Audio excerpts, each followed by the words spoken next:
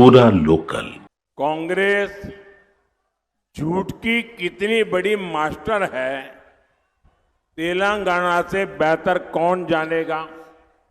मैं आपसे पूछता हूं, कांग्रेस ने अपनी सबसे बड़ी नेता के जन्मदिन से पहले किसानों का कर्ज माफ करने का वादा किया था।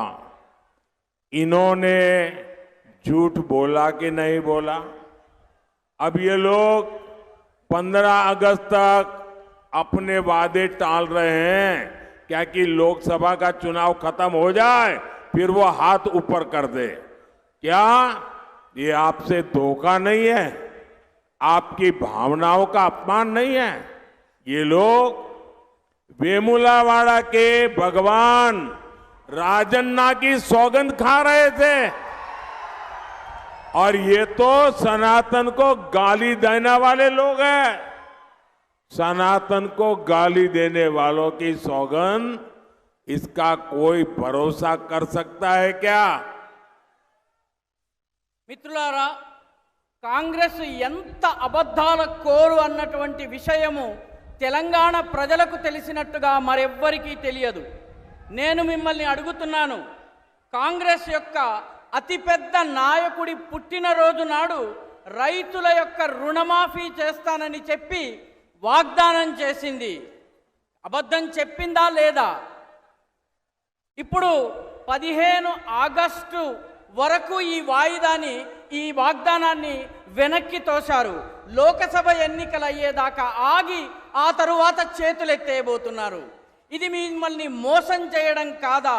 మీ మనోభావాల్ని దెబ్బతీయడం కాదా?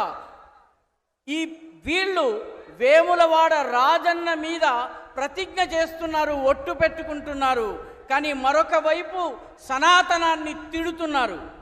సనాతన ధర్మాన్ని తిట్టేటటువంటి వాళ్ళు పెట్టేటటువంటి ఒట్టుని ఎవరైనా నమ్మగలరా? साथियों, कांग्रेस ने तेलंगाना आंदोलन में बलिदान देने वालों के परिवार को पेंशन देने का वादा किया था। कभी भी वो वादा पूरा किया क्या?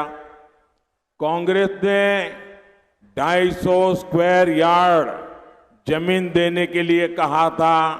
आप बताइए, जमीन मिली क्या?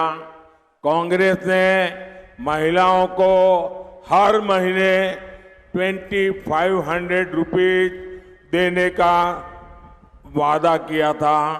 आज तक यहाँ की महिला इसका इंतजार कर रही है। यहाँ तेलंगाना में पावर कट इतने ज्यादा बढ़ गए हैं कि लोगों का जीना मुश्किल हो गया है। ऐसी विश्वासघाती कांग्रेस क्या आपका भला कर सकती है?